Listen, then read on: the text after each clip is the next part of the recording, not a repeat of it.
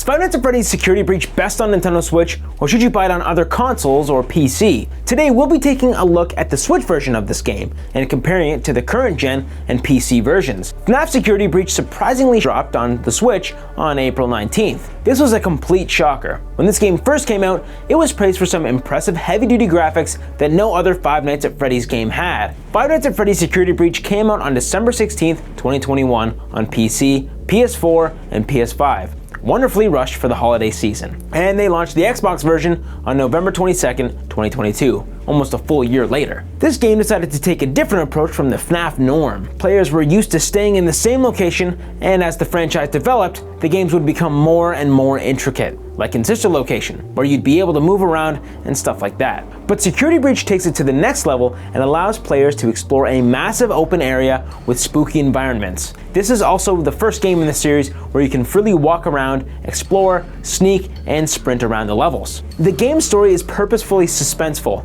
mysterious, and creepy, and it has the classic jump scares FNAF fans are used to. I don't want to get too in-depth with the story though, as I don't want to spoil anything. This video is mainly for comparing the Switch version to the other versions of the game. So let's look at the graphics and performance. If we look side by side with a high-end PC version, we can instantly see the Switch is running at a lower resolution, which is to be expected. It looks like it's under 720p while both docked and handheld. First, the textures. The textures are overall worse, mainly because of the lower resolution, but they're also just uglier in general. Like, look at the painting on the wall, or the drawing beside the mirror. We also see it on all character models. You can see on the surface of Freddy's suit, it isn't anywhere as detailed. It also doesn't look as shiny or slick. The poor textures are also very noticeable on the carpets, and the moving textures like this fuzzy TV. There's still a decent amount of reflections bouncing off of things, but the actual texture on the suit looks more like clay here. Looking deeper at lighting and reflections, if we look at the lights around the mirror, they don't even look like they're casting any light. They just look like yellow blobs. Whereas the PC version looks like the bulbs are actually lighting the area. We also see a similar glow effect around the neon sign and Freddy's eyes. As mentioned briefly before, this won't make much of a difference in gameplay, but horror games that rely on the environment and immersion really benefit from having great graphics. While on the topic of lighting, let's take a peek at these shadows, with the Switch version having very pixelated shadows and no added blur. These are pixelated and sharp, which just looks very jagged. Usually, if a game can't get high-resolution shadows, they add a blur and decrease the opacity so that it's less noticeable. But in the Switch version, they aren't hiding anything. This is something very noticeable and a little distraction, and we saw this on the poorly received PS4 version as well, but the PS5 version handles the shadows pretty well. I'm happy to see we actually have dynamic shadows, but I'm sure this could have been improved a bit. But also, the shadows and darkness are an important feature, so maybe this was the best they could have done without losing the immersion. Let's look at the frame rate now. With this version running at 30 frames per second and current gen consoles running at 60 in performance mode. Last gen consoles are also locked at 30, just like the Switch.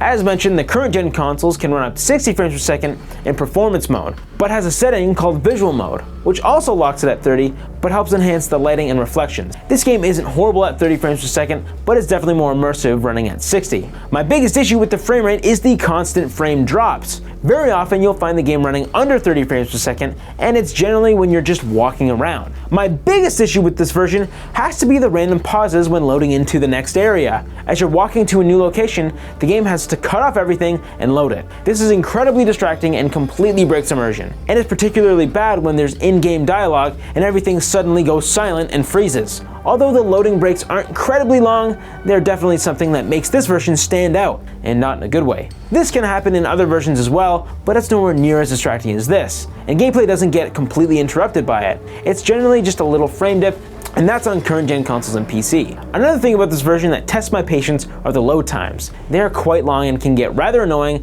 after dying several times in the same area. Like in this section, when I was trying to figure out how to get around Chica, I would try multiple different methods and die over and over, and have to suffer through the long load times each time. This isn't absent from all versions, but current gen consoles definitely don't take this long. That was quite a lot about the graphics, so now let's talk about the main reason you might want this, and that's handheld mode. This game can be experienced on all three models of the Switch, but clearly stands out on the OLED, which is the one I'll be playing on. There's obviously a huge advantage with the OLED model because each pixel is individually lit. The dark pixels are pure black, which is particularly important for a spooky game like this. And the colors are so much more vibrant. This adds so much to the immersion. But how's the performance handheld? Well, surprisingly great. It looks a lot crisper on the smaller screen and seemingly runs around 720p as well. It still suffers from the same frame rate issues as I mentioned before, plus the loading times and freezing, but I'm surprised how great this looks on the Switch's display. This is by far a fantastic way to play this game handheld. While on the topic of handhelds, we have to mention the Steam Deck. This game runs great on Steam Deck, and it's verified on Steam Deck, so you'll get the best possible gameplay settings